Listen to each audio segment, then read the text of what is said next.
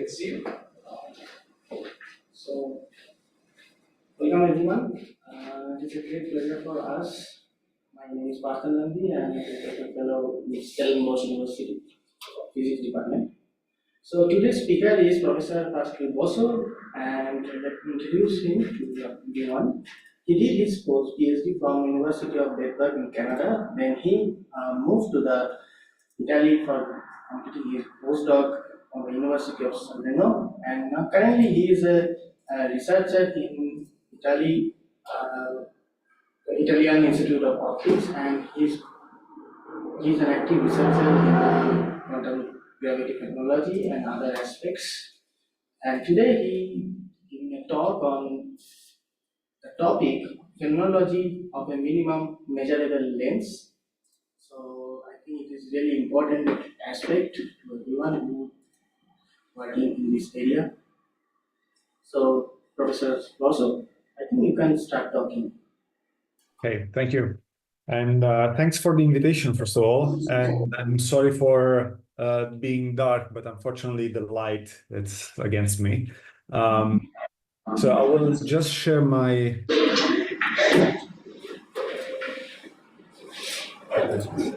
Can you see them? Yes, I can see. So as the topic says, so I will try to explain a little bit and talk about the phenomenology of minimal measurable length. And I will try to explain what I mean by that. So let's start with the very basics, okay? So since we are dealing with phenomenological models applied to quantum mechanics, let's start with the Heisenberg uncertainty principle. One way to describe it, to derive it, is through, for example, the Heisenberg microscope, so the thought experiment of the Heisenberg microscope. Of course, since we want to do some quantum gravity, the idea will be, for example, to introduce some gravity somehow. So in the literature, for example, you can find some updated, let's say, version of the Heisenberg microscope where they consider the gravitational interaction between the photon and the electron in the experiment, or, for example, replacing the electron with a micro black hole. Okay. The way I like to present the same effects, though, is via a scattering experiment. So suppose that you have some object to describe, want to observe. Typically, what we do in particle physics is throwing stuff against this object. And of course, the higher the energy, the shorter the wavelength, and the higher the precision, the higher the resolution. So in principle, what we do in particle physics is increasing the energy of the bullet. The problem with this approach is that, at least in principle, we should get a point in which the energy that we inject in the system is so high that we start basically making black holes.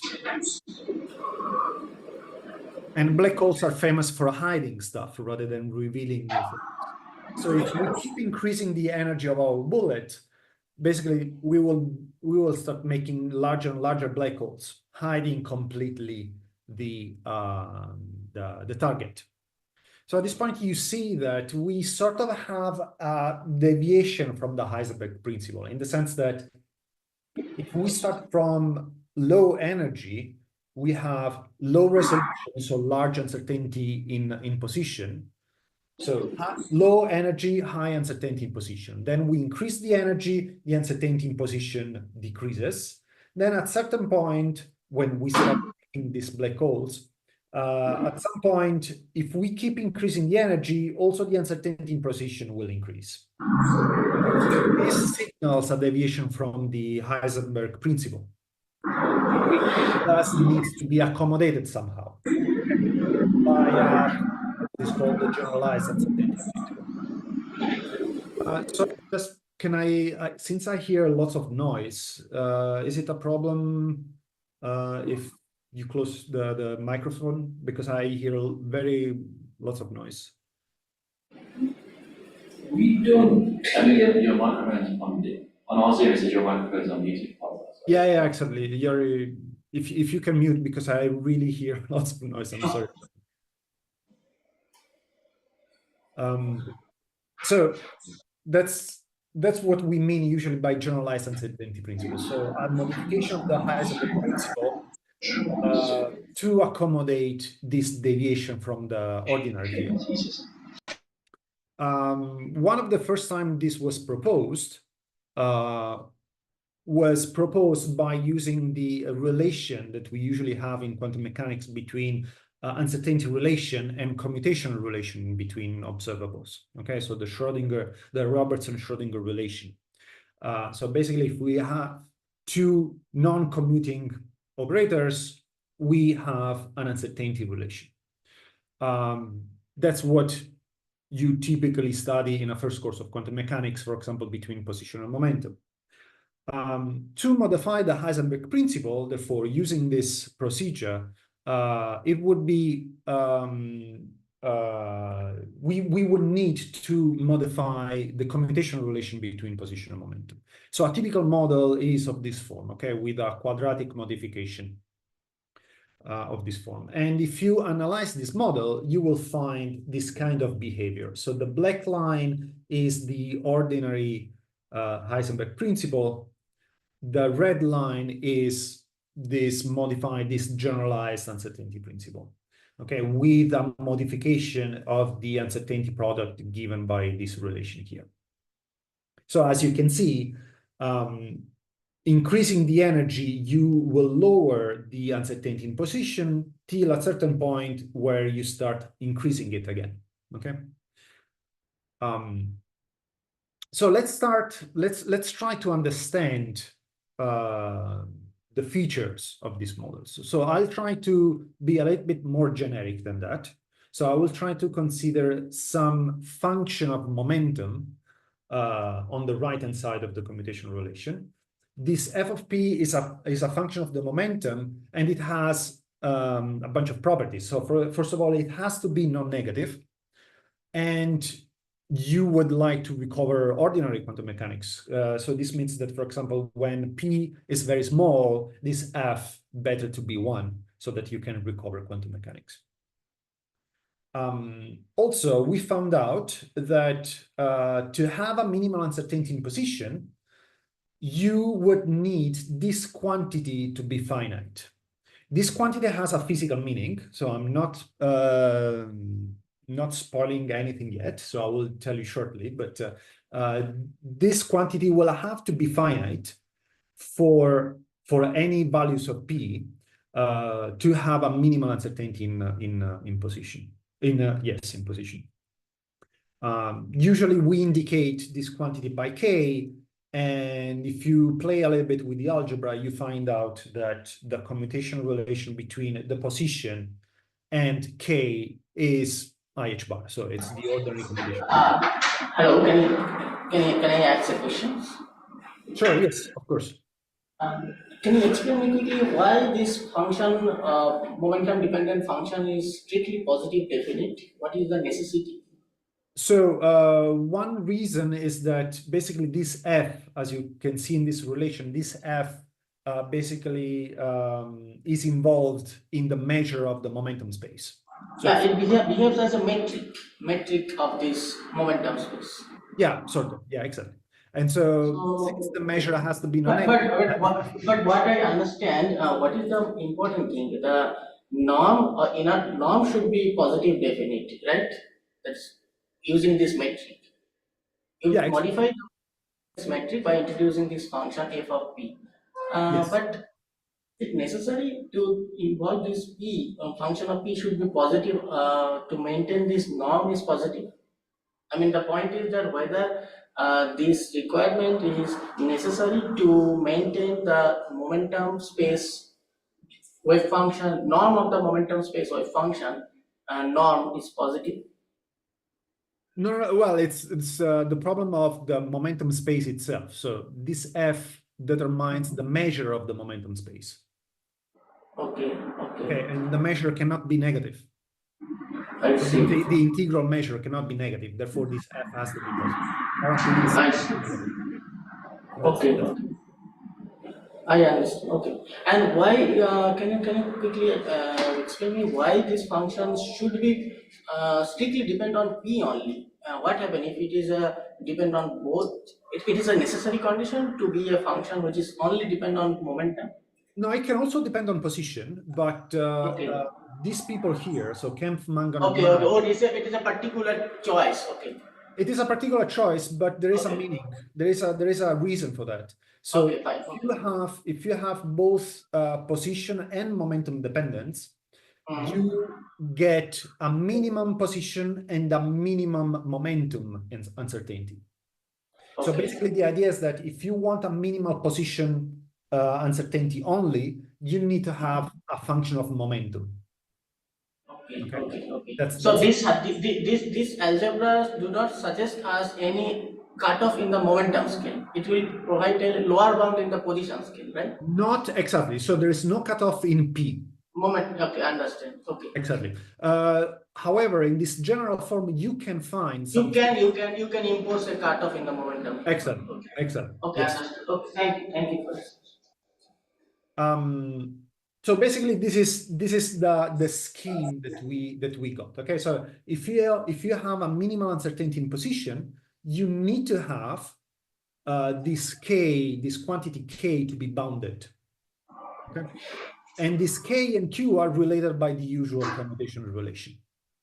So sort of k is the conjugate momentum to the position. And this is an important thing because, of course, since the commutational relation between position and momentum, well, let's say the position q and momentum p, the commutational relation is modified, of course, they are no longer conjugate variables. So they are not related to conjugate variables, okay? Q and k are conjugate variables instead. K has this power.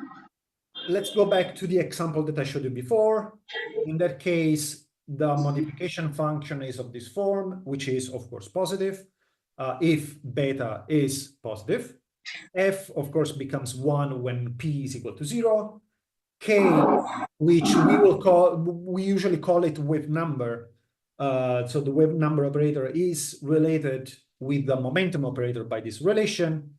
K happens to be bounded, and indeed we have a minimal length, a minimal uncertainty position, which is this form. Okay. One thing I didn't say is that I will interchangeably use minimal length and minimal uncertainty. So every time that I say minimal length, what I really mean is minimal uncertainty in position. Also, typically this minimal length is supposed to be of the order of the Planck length, but in principle, I mean, from a mathematical point of view, this minimal length can be anything, okay? And indeed, what you usually do when comparing your theory with experiments is to put some bounds so that you can determine the magnitude of this minimal length.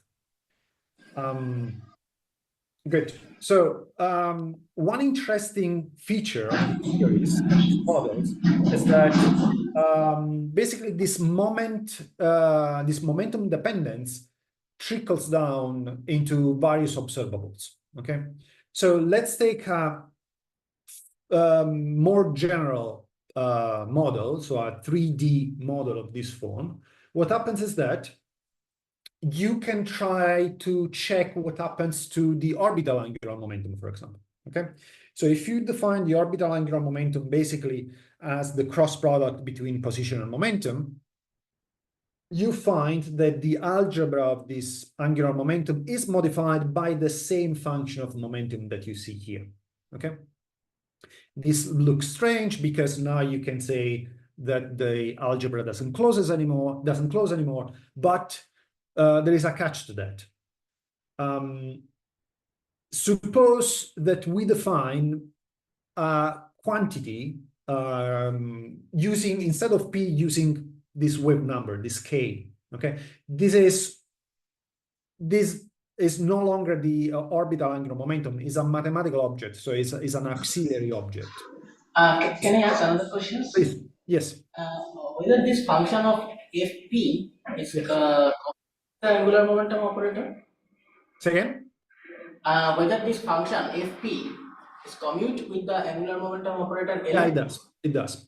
Actually, to be precise, this p should be actually p squared. Actually, that's So P should be, so the function is a scalar under rotation in that sense. exactly, yes. It's a function of p squared actually. So Okay, fine.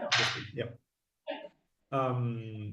And so you can introduce this auxiliary quantity, capital L, as the cross product, for example, between position and the width number, whose algebra is the standard algebra, and the, let's say, the physical angular momentum and this auxiliary one are related by this relation. So in this sense, the mathematical properties that we usually have in quantum mechanics associated with the angular momentum are associated, in this case, with this L. Small l, which we claim to be the physical orbital angular momentum, is related with capital L by this relation. You can go on, you can go further and study what happens to spin, okay? In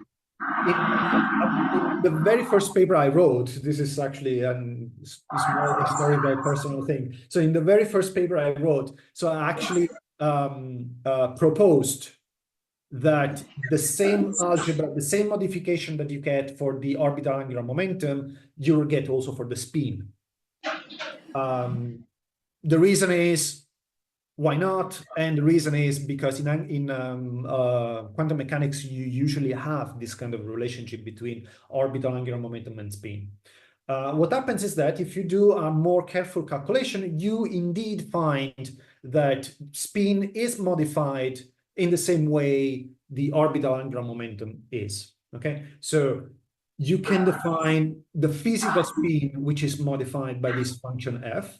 You can define an auxiliary spin, this capital S, which obeys the usual algebra, and these two spins are related by this relation. So in this sense, mathematically speaking, you can use capital S, but then you need to remember that to compare your mathematical expression with the physics of the problem, you need to use small s, which is affected by this modification. Okay, so moving a little bit forward, now I would like to talk about a little bit the interpretation of the objects we are dealing with. In the sense, we know what position means, and we have the position operator. I introduced this k quantity, okay, this conjugate momentum, which I called width number, such that the commutational relation is the ordinary one. Although I didn't tell you what k means. I didn't tell you what k physically is. I'll tell you in a moment. Also, fine, now P is no longer the conjugate momentum to position, but can I define a sort of a conjugate position to the momentum P? Also, well, what's K? What does it mean to play with K? What does it mean to have K? What's the physical meaning of K? And what is the physical meaning of P now? Because fine, now I'm calling it momentum, but it's not the conjugate momentum anymore. So what kind of momentum is it? Okay. So we will try to answer these questions in a moment. So let's start with K. So we said that Q and K are conjugate quantities, which means ultimately that K, sorry, is the generator of spatial translations. And this also means that in a free system, K is basically the velocity of my particle, okay? Also, similarly, you can invert what I'm saying and say that Q is the generator of translations in K space. So basically, the generator of boosts, Galilean boosts. Okay. There's a problem though. I mean, all this is fine, but this is telling something. Okay, this is telling you something. If Q is the generator of translations in K space, and if you want to use Galilean relativity for your model with a minimal length, then you should expect that K can be shifted to any arbitrary value. But I told you that to have a minimal length, K has to be bounded. So this sounds like a contradiction. This means that you cannot have strict Galilean relativity with a minimal length. Okay. And indeed, we will see that you will need some deformation of the Galilean relativity. Now, I just want to present you as a couple of small examples just to show you that you can do some quantum mechanics with this stuff. So let's say that you want to study a particle in a box, one-dimensional, just to be simple. Okay. In the standard case, in standard quantum mechanics, you have that the wave number is quantized. You can have any quantum number or actually you can have any energy level in your box, or say it in another way, the energy levels, the number of energy levels are infinite, and you cannot have, so there is no way you can have an empty box, in the sense that you can always put something in any box. Doesn't matter how small the box is. Okay. In principle, you can always fit something in a box. If you include this minimal length, though, something changes. So first of all, the wave number again remains the same. So the definition of the wave number, the relation between the wave number and the width of the box remains the same. However, in this case, you do have a maximum number, a maximum energy state, a maximum energy level in the box. And this is simply an implication of the fact that K is bounded. Okay. So K has a maximum value.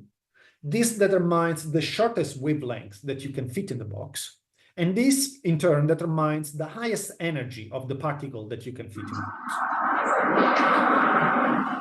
Also, since you have a shortest wavelength for the particle in the box, if you take boxes which are smaller than this shortest wavelength, you cannot fit any particle in it. So you may have boxes which are intrinsically empty, in the sense that you fit the box. Okay? So this is, for example, what happens. So the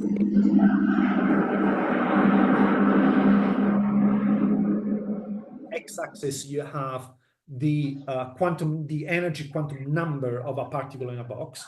On the y-axis, you have the energy of the particle in the box in that in ordinary quantum mechanics, you don't have any bound. So you can have any energy you want. You can have any number n you want in the box. No problem. So it means any wavelengths. Doesn't matter how small, how short it is. You can fit anything in that box. In minimal length quantum mechanics, you have a maximum number. Approaching this maximum number, which means the energy levels and anything anymore in the box. Another example that you can consider is the case of a potential barrier. So again, typical exercise of a course in quantum mechanics, you have a potential barrier characterized by energy height, and you are shooting barrier and you want to see if the particle goes on the other side. Okay. You can study the transmission coefficient, and you will find that in quantum mechanics you have some resonance for the transmission coefficient, which correspond to values of the wave number related with the width of the barrier by this relation. Okay. You can have any number of resonances. In principle, numbers which give you resonances are infinite. Also, there is no way you cannot have any resonance, or if you want, how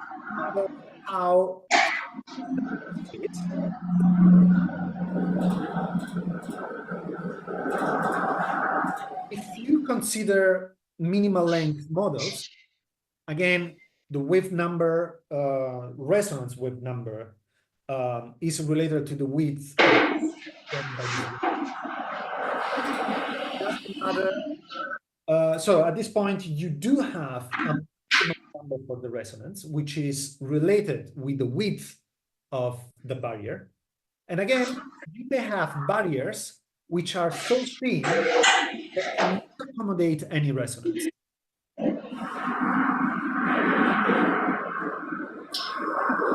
For example, take the case in which you have a large barrier. With a large barrier, you have the usual profile for the transition amplitude, okay, transmission amplitude. So the orange line is the ordinary quantum mechanics transmission coefficient. The blue line is transmission coefficient for a model with a minimal length. So you see that resonances are at different places, but more or less the profile is similar. Okay, so in principle, also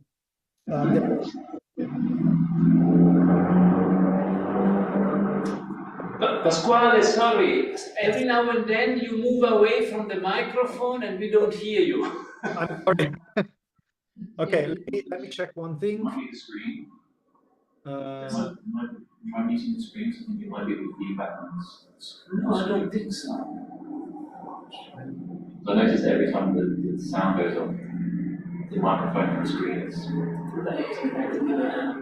So I'll try to not move much. Yeah, I was trying. Okay, good. I'll try not to move much. Okay, so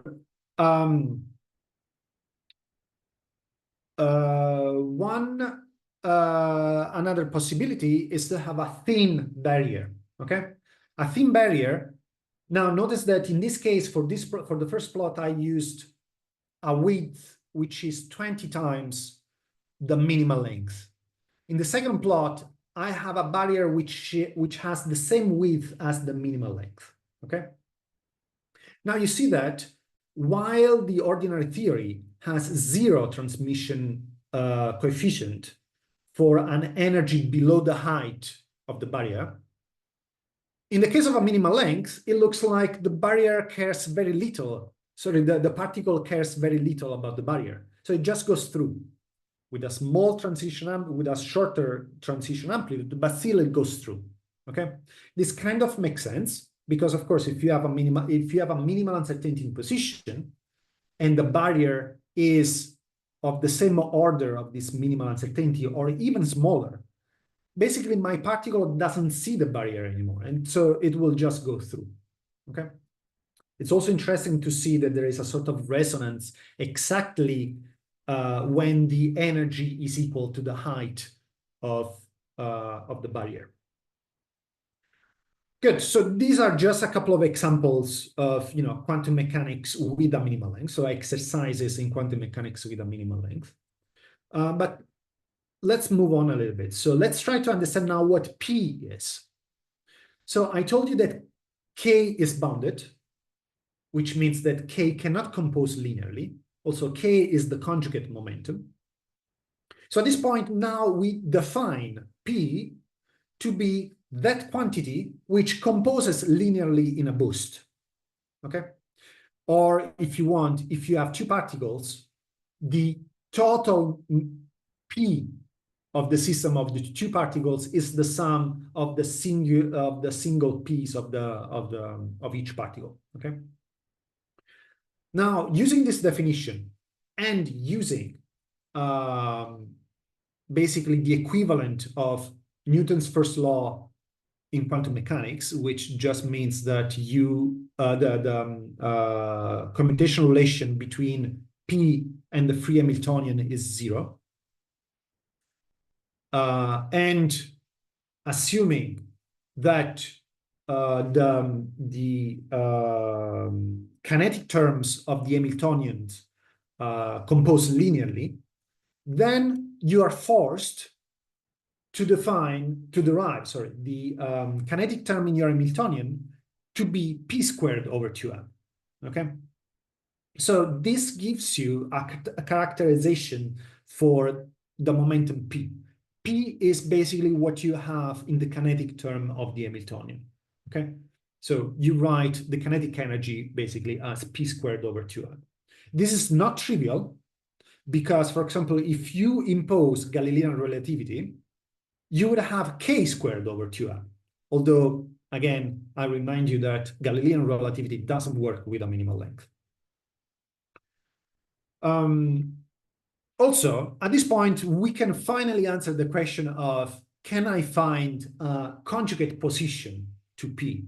And the answer is yes, of course, mathematically yes. You can introduce this capital Q, which is basically the generator of translations in P space.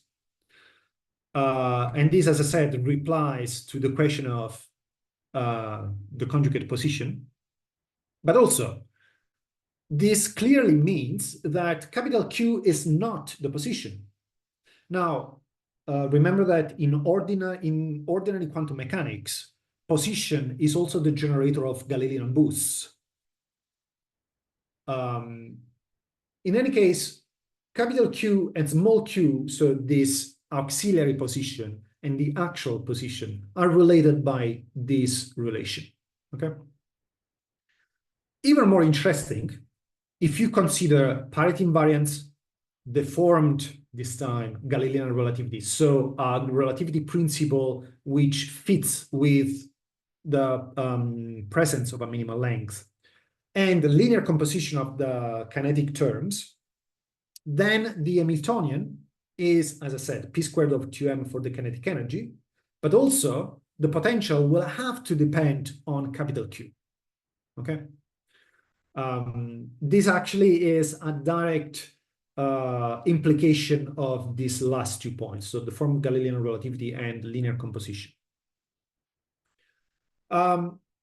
Before concluding, I just want to talk of the still open problems that we have in this framework. So you saw that I mainly talked about quantum mechanics. So what happens to quantum mechanics if you have a minimal length? Indeed, we don't have, at least personally, satisfactory QFT formulation for a minimal length, meaning a multi-particle formulation for a minimal length. The reason is sometimes the ansatz people use to introduce a QFT with a minimal length, they are kind of shady, or they are not physically clear. But this is actually a quite interesting problem because, I mean, talking of phenomenology of quantum gravity, we would like to go to high energy regimes. And therefore, appealing to QFT, it's kind of obvious in that case.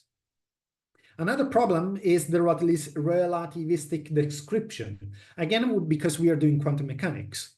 And relativistic quantum mechanics is troublesome by its own, but even more when you try to play with commutation relations between position and momentum. Simply because to have some sort of covariance, you should also consider a commutation relation between time and energy, which is tricky, to say the least. And I mean, again, consistently with covariance, you would like to covariantly modify this commutation relation, at least if you want to maintain this paradigm of minimal length coming from a modified commutation relation. Actually, relativity gives even more problems because the corrections due to a minimal length are usually of the same form of relativistic corrections to quantum mechanics. Trivially speaking, if you take the Schrödinger equation and you consider relativistic corrections appear in the Schrödinger equations as terms proportional to p to the fourth. That's actually what happens also for the minimal length. Corrections appear as p to the fourth. So if you want to do some perturbation theory with a minimal length, they look very similar to relativistic corrections. So you need to pay lots of attention in that case. And finally, as for the open problems, what we would like to find are some bounds, at least for the model parameters, meaning that we are doing some phenomenology. So we have some parameters which describe a minimal length. These parameters should be characterized by experiments or observations. So far, we do have some bounds, but these bounds are not very stringent in the sense that if you assume that the length scale for this minimal length is of the order of the Planck scale, then these bounds tell you that we are at most sort of 10 to 10, 10 to 14 away from that scale. So that's the best we can get so far, okay? Which is not that great, but considering that up to 5-10 years ago, the best was 10 to 30 or 36 actually. So there has been some improvement, but still we need to work harder to get something more exciting. In the literature, you can also find lots of misunderstandings and common issues. So one is that deformed commutators don't necessarily imply a minimal length. As I said, you have a minimal length when that with number that k is bounded. And indeed, you may have some modified commutation relations which don't imply a bound for k, and therefore don't imply a minimal length. So you need to pay attention to what kind of model you're playing with. Also, minimal length doesn't mean non-commutative spacetime. They are actually independent. You can have minimal length with commutative spacetime and non-commutative spacetime with no minimal length. Okay, so they are actually independent. Another problem, which also affects the definition of bounds for the model parameters, is the concept of fundamental constituents. There is actually a very interesting paper by Giovanni Amelino Camelia, which talks about this problem. Basically, what happens is that if you impose these modified commutation relations at the level of some fundamental constituents, and then from there you try to find the commutation relations for example, for the center of mass of some massive objects, then you will find out that the effects of a minimal length are scaled down by the number of particles. So basically, if you have an Avogadro's number of particles, the effects of a minimal length are reduced by that number squared, actually. So if you have massive systems, it will be very hard to see anything at that point, okay? And this is something that sometimes people forget, but it's an important ingredient when you want to compare, of course, your observations and your experiments with this kind of models, okay? And I think this is all. So thank you.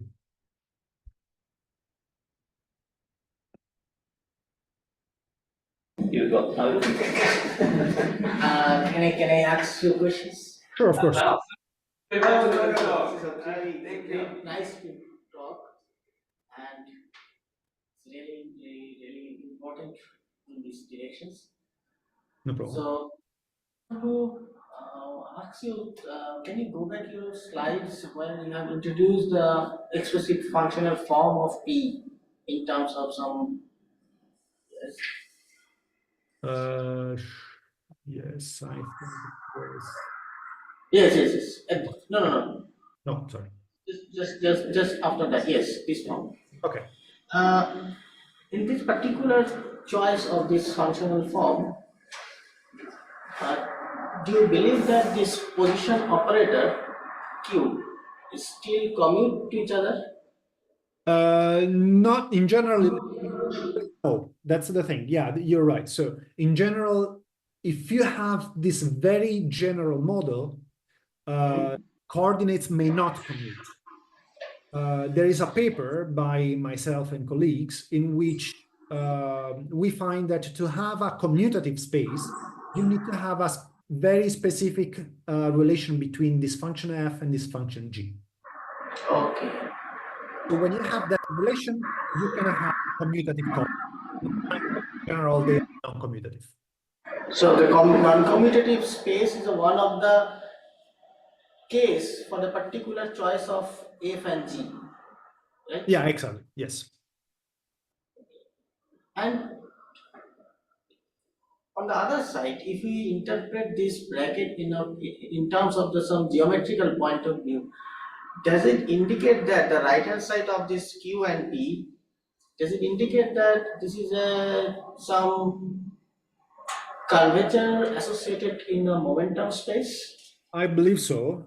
There is a colleague of mine that has worked on this topic, and he actually proposed that you could describe a minimal length as a curvature in momentum space, in this P space, let's say. Then non-commutativity is a natural consequence, I think. Sorry, say again? If you interpret your model in terms of the curvature in momentum space, then Yes. non-commutative space will be the natural consequence, right? If I understand correctly, if you have the curved momentum space, then the translation generator cannot be commute due to the curvature of the space.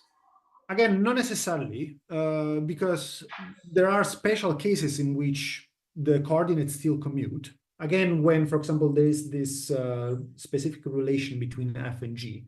But again, in general, you're right. So in general, you're right. If you have a curved momentum space, the generators of translations don't commute, and therefore, but no, you can find out some commutating coordinate, but I think there will be a auxiliary coordinate.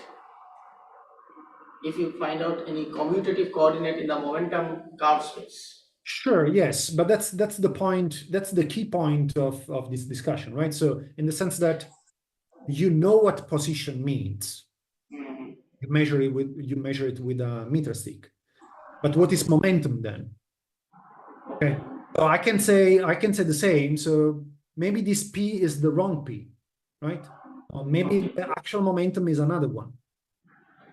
So how could I decide which momentum is physical? That's an excellent question. Yes. And the way if you choose the wrong P, then you get some wrong algebra. Exactly. Well, no, the algebra is still correct. It's the physical. No, I say algebraically it is correct. Yes, you're right. And so, is there any point of view to decide to identify the physical momentum? Yes. Okay. And another, sorry, say yes. You can say. I just wanted to say that basically we proposed. Where is it? We proposed a way to define what is the actual momentum. So, okay. Which is this one. So P has to compose linearly in a boost. Okay. So you can say that this Galilean relativistic formulation provide a guideline to identify the physical momentum. Exactly. Yes. Again, the symmetry plays a role. When the Galilean symmetry will decide which momentum will be physical. Again, yeah, deformed Galilean, right? Because actual Yeah. Galilean doesn't work. Yes. Yeah. Okay. Also, And if you, remember yeah. that you also have this K there, and actually for sometimes my colleague and I, we were almost thinking that maybe you can get rid of P completely. You can maybe play only with K, whose algebra is actually the standard one. But actually, it's that, you know, it's quite having because and then is P squared. And also your algebra form is this. Can you go back this algebraic structure of position and momentum? Sure. Yeah. Yes, this for a particular case of F and G. Suppose if you consider F and G's, both of them are 1, for example, then this will remind us the metric in a de Sitters or say anti-de Sitter space. If you consider a metric in a de Sitter or anti-de Sitter space in a projected coordinate, then you will get a similar structure. Yeah, but remember that G for small p, G for small p has to be 0. So G cannot be a constant, first of all. Okay. G actually has to go to 0. Okay. This kind Okay. of solves the singularity in some sense because the let's say the off diagonal term actually disappears at low momentum. Okay. Mhm. And the other side is whether this F and G can have any singularity. I mean, it should be always be smooth, or it can also exhibit any singularity for a particular momentum. So up to now we considered analytic functions. I mean, it is necessary again, or you can relax this Well, condition. analytic function was convenient for us because we had to do some expansion, and so it was easier to play with them in this way. For example, if you consider F is 1 upon, I mean, if a particular point at the momentum scale, if this function has some singularity, suppose 1 by 1 minus I something. understand your question. I'm not sure. Because the only constraint we could find was that f had to be non-negative, and of course that f had to be 0 in the low momentum regime. Sorry. But is there any, if we consider a particular form of the function where this function has a 0 for a particular range of momentum, and again it is a cut the x-axis of horizontal axis will become negative. Can you So take you can no, you can actually have f being equal to 0 at some point. You can have it. No, I am talking about fp will be blow up at a particular point. fp, I think you can, but I didn't study this case personally, so I cannot say much. I mean, does it? If it is the case, then can you say that we have also momentum upper bound because we can't. Right. I mean, the momentum upper bound is usually associated with f being equal to 0, actually. Okay. When f becomes 0, it signals an upper bound for p. And that's actually quite typical. It happens. But let me see if I can. No, I didn't write it here. What I was thinking is that this f is usually associated with it's usually associated with the derivative between p and k. So if f explodes, means that in k space p becomes p becomes vertical, basically. Yeah, I don't know what physically what it means actually, but it may be something interesting to look up. Yeah, definitely. Thanks for the clarifications. Can I also ask a question? Sorry, what are the chances to measure this experimentally on a desktop setup, since you're also into experimental optics? Yes, actually, that's a great question. And so far, on a tabletop experiment, about the order of well, actually, I even saw 10 to 6 times away from the Planck length. I even saw this number. So we are not that far. I mean, considering that we are talking of the Planck scale, we are not that far. Okay, that's very interesting. It's quite challenging. Actually, we had a review recently in which we let me see, where is it? Oh, there it is. We wrote a review where we kind of collected the state-of-the-art bounds for this minimal length, and we actually divided it into tabletop, astrophysical experiments, and all this.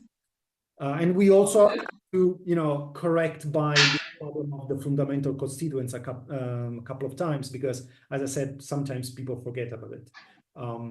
But as far as I remember, the nuclear physics, of course. For example, scattering experiments, all these things. And as far as I remember, the best bound of the order of 26 times away from the Planck length. Okay, no, thank you very much. Maybe we invite you to give us a talk on your review one day, that would be interesting. And another question, just because I'm curious and I have no idea of all of this. Assuming there is a minimal length, yeah, and assuming we had a quantum field theory with minimal length, what then? what problem would it help? Would it solve? I mean, one would obviously think at the problem of singularities, right? So if you have a singularity, well, at least you hope that a minimal length would resolve that problem.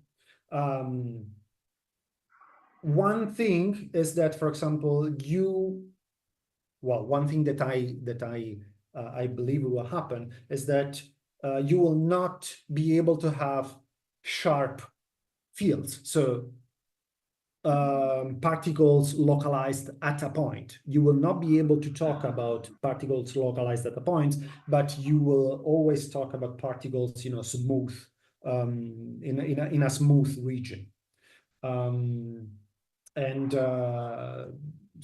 So yeah, bottom line, you would think that this kind of models in quantum field theory would sort of lead towards a resolution of the singularity, the problem of a singularity.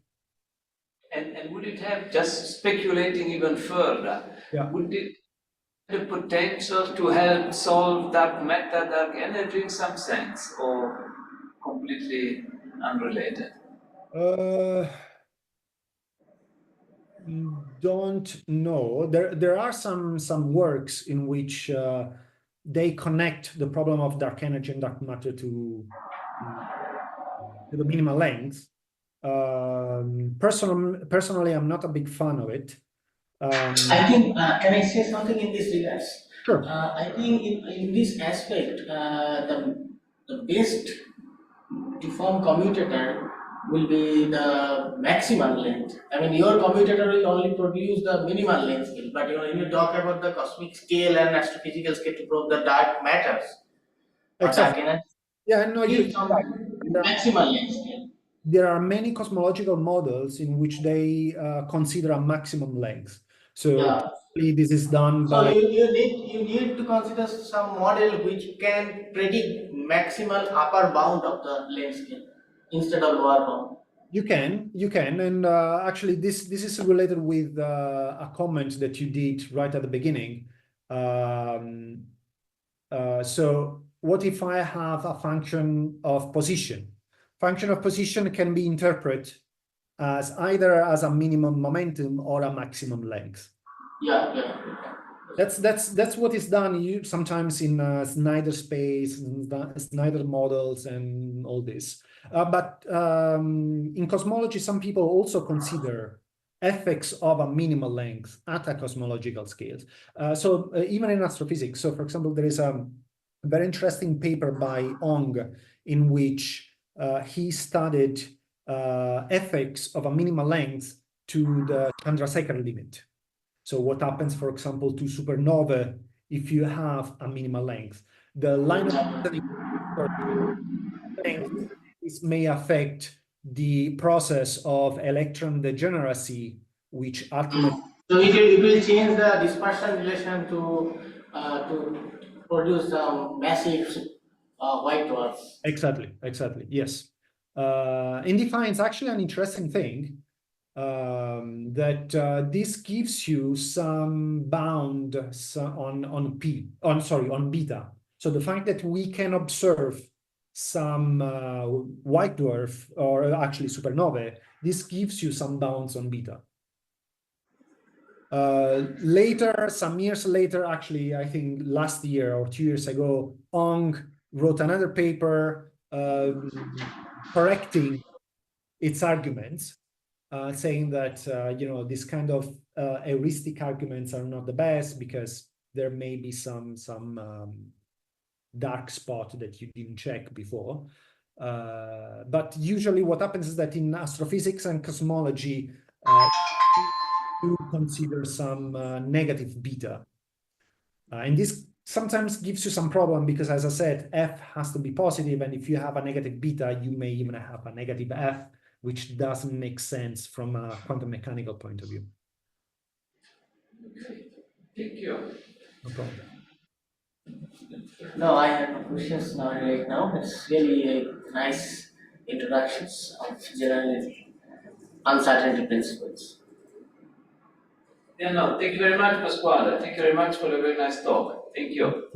Thank you. Come and visit us. Yeah. Thank you. Bye-bye. Cheers. Bye-bye. Bye-bye. Thank you.